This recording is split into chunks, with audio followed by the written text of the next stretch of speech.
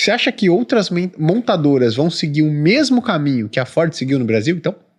É difícil saber, porque vai depender como vai evoluir a estrutura de custos no Brasil e quanto uma montadora está disposta a perder ou não no Brasil.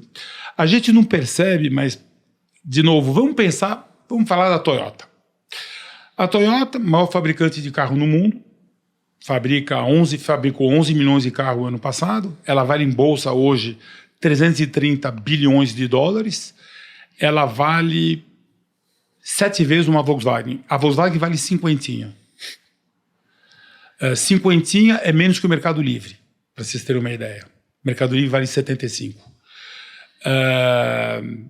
Então, as montadoras, e eu já falei isso num outro podcast, mas as montadoras são empresas que valem pouco, porque elas não ganham tanto e elas correm um risco enorme, porque a cada 6, 7 anos você muda toda a sua gama de produtos. Então vamos falar da Toyota.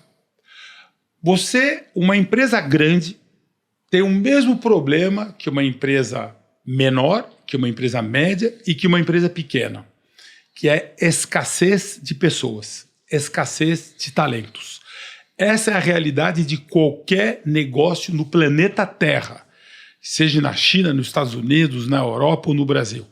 Que é o seguinte, eu tenho uma empresa, eu tenho 200 funcionários, eu tenho que ter vários talentosos. Eu tenho 1.000 funcionários, eu tenho que ter vários talentosos. Eu tenho 10 mil funcionários. A Toyota tem 700 mil. Então, 700 mil funcionários. Mas gente talentosa é uma coisa rara, inclusive na Toyota. Então, eu sou o CEO mundial da Toyota. Posso falar da Toyota, eu podia falar da Volkswagen, que seria a mesma coisa, que a Toyota é uma empresa mais global. Ela está em todos... A Volkswagen, por exemplo, vende pouco nos Estados Unidos, ela vende bem na China, vende bem na Europa, vende bem na América Latina. A Toyota vende bem em todo lugar. A Toyota é uma empresa que vende bem na Ásia, bem na China, bem na Europa e bem na América Latina. Eu sou o CEO mundial da Toyota. Onde é que eu coloco meu melhor, assim, o mais talentoso executivo? Coloco ele no Japão. A Toyota tem 40% do mercado japonês. O mercado japonês é 4 milhões e meio de carros. Eu vendo lá 1 milhão e 800 mil carros com uma baita margem. Então, é lá que eu ganho dinheiro.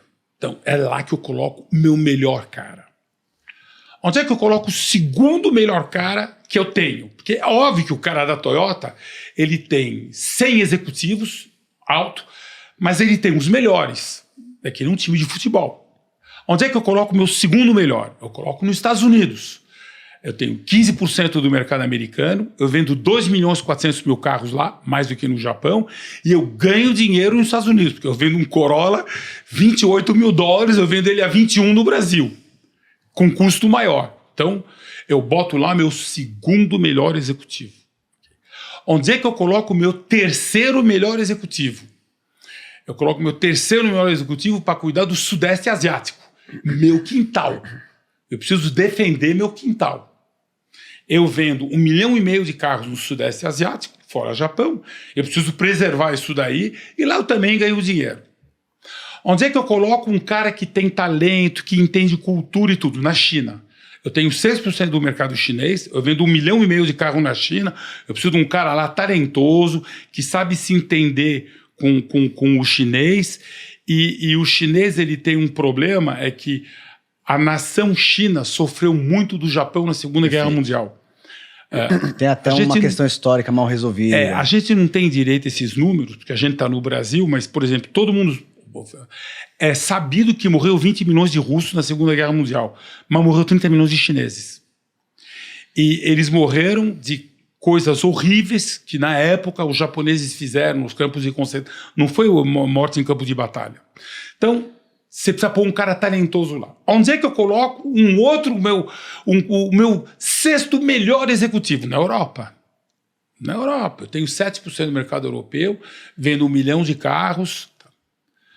Aí, onde é que eu coloco um bom executivo tal? Na França. Eu tenho 8,5% do mercado francês, eu vendo 170 mil carros a 30 mil dólares limpo de imposto. Pô, eu ganho uma fortuna lá. Deixa eu pôr um cara bom lá. E o Brasil? Quem sobrou aí? É esse que vai cuidar do Brasil. Então, o Brasil recebe isso numa Toyota e em várias outras multinacionais. Assim, não é que o Brasil não merece ter gente melhor, mas os caras têm outra prioridade, é que a gente é brasileiro. No Brasil, a Toyota tem 8% do mercado, é duro ganhar dinheiro, vende o carro quase a preço de custo, porque meu preço de venda aqui é uma droga, é um país que tem flutuação de moeda, que é uma loucura, que o japonês fica maluco com isso, porque o japonês quer estabilidade, plano a 3 anos, etc. O japonês fecha mix de cor 6 meses antes, para vocês terem uma ideia. Mix de cor? Mix de cor. Produção, então, nem se fala. Então, como é que eu faço? O executivo mor da Toyota que vem no Brasil é um cara que não foi escolhido para ficar na França, nem na Alemanha, nem na Inglaterra, nem no Sudeste Asiático, nem na China, nem nos Estados Unidos, nem no Japão. Eu não estou dizendo que é um cara ruim, mas ele com certeza não é um Top Gun.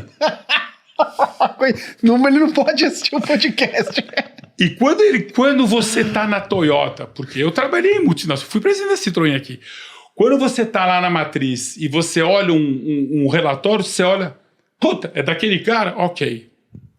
Isso não quer dizer que o cara é ruim, mas com certeza não é o top tier deles. Com certeza. Estou vendo da Toyota. Você entendeu? Uhum. Na Fiat é diferente, porque o maior mercado da Fiat é aqui. A gente hoje vende mais carro aqui do que a Fiat a Fiat tem 21% do nosso mercado esse ano vai dar 2,5 milhões. Ela tem 30% do mercado italiano, o mercado italiano é 1,5 milhão. A gente vende mais carro aqui do que na Itália. Quem a Fiat coloca aqui? Top Gun. Aqui, na Fiat, vem Top Gun, que é uma das razões pelo sucesso da Fiat. O executivo da Fiat que está aqui é o melhor que a Fiat tem no planeta. Porque aqui eu vendo mais e aqui eu ganho dinheiro. Por que a Fiat ganha dinheiro aqui? Porque eu faço carro específico para o mercado brasileiro, eu negocio volume, eu tenho uma fábrica super produtiva, eu tenho um incentivo fiscal gigantesco que eu consegui em Goiânia com meus contatos políticos e vamos embora. Perfeito. Então, cada caso é um caso. Uhum. Mas aí você pega a Volks, por exemplo. A Volks é assim, a Volks vende 3 milhões de carros na China. A Volks tem 15% do nosso mercado, 15 de 2,5 milhões, ela vende 350 mil carros aqui. Ela vende muito mais que isso nos Estados Unidos. Nos Estados Unidos ela vende 800, 900 mil carros. Na China ela vende 4 milhões. Na Alemanha, mercado maior deles. O executivo da Volkswagen que a gente tem aqui já é quase um top tier, quase, mas não é. Uhum. Porque o cara bom da Volks, ele vai em outro país. O cara realmente bom. E uma pergunta, cara. Por isso que então, você falou assim, por isso que a gente não vê os carros que tem na Itália, os da Fiat, aqui no Brasil. Porque o cara, porra, não dá pra produzir, vou ter que desenvolver um outro produto. Aí vem o Palio com a maçaneta pra você subir o vidro. O problema é por baixo. O que acontece é o seguinte, o nosso carro, ele tem menos safety features, ele tem menos segurança passiva e ativa do que os carros europeus, e ele é um carro mais rústico. Por que ele é um carro mais rústico? Porque a gente tem 10 mil dólares de renda per capita, a Itália tem 35, a gente tem 10. Então eu não tenho dinheiro no Brasil para comprar um carro sofisticado. Então você pega um carro europeu que tem, por exemplo, quando você pega a junta quando você tem aquela borracha na porta, né? Aquela borracha chamada de lábio, tecnicamente. Então você tem o lábio e você pode ter 1, 2 ou 3 camadas que cortam o barulho do vento. Uhum. O nosso não tem nenhuma, tem aquele lábiozão. Faz o barulho. É aquele alumíniozão, né? Bate, parece... E se assobia um pouquinho o vento quando você está a 120 por hora, é proibido andar a 120 por hora em quase o Brasil inteiro. E se tem um leve barulho de vento, aumenta o som. Mas o carro custa mais barato. Uhum. Então, a gente, por exemplo, você pega um Peugeot 208 na Europa, ele tem uma suspensão super sofisticada, multilink, que custa uma fortuna e tal, e ele é um carro super estável. No Brasil, a gente não valoriza isso daí, não tem dinheiro para pagar. Conclusão, simplificar um carro complicado custa caro.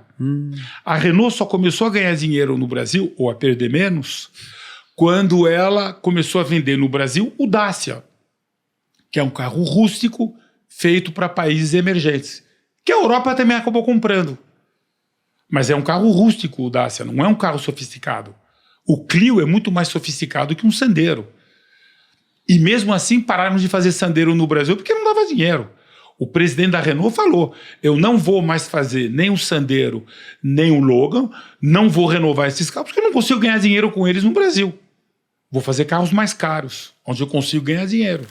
Tô interrompendo esse vídeo aqui para te dar um recado importantíssimo. Se você gosta do mercado financeiro, se você pretende trabalhar no mercado financeiro, se você tem curso superior, eu tenho uma excelente oportunidade para você. Seguinte, a Portfel, que é a consultoria de investimentos do Grupo Primo, é a consultoria de investimentos que mais cresce no Brasil, tem um curso específico para quem deseja se tornar um consultor financeiro, um consultor de investimento. E eles criaram a formação de consultor Portfel. Você completando a formação de consultor da Portfel em um determinado tempo, você garante uma entrevista aqui interna com a Portfel. Então essa é a melhor oportunidade que você tem para finalmente fazer a transição de carreira. E olha só, muito bem embasado, tá? Porque o treinamento da Portfel vai te dar toda a ferramenta necessária, o conhecimento necessário para você atuar com a melhor equipe de consultores do Brasil. Então clica no link aqui embaixo e se inscreva, porque eu, inclusive, vou estar lá te esperando, hein? Um abraço!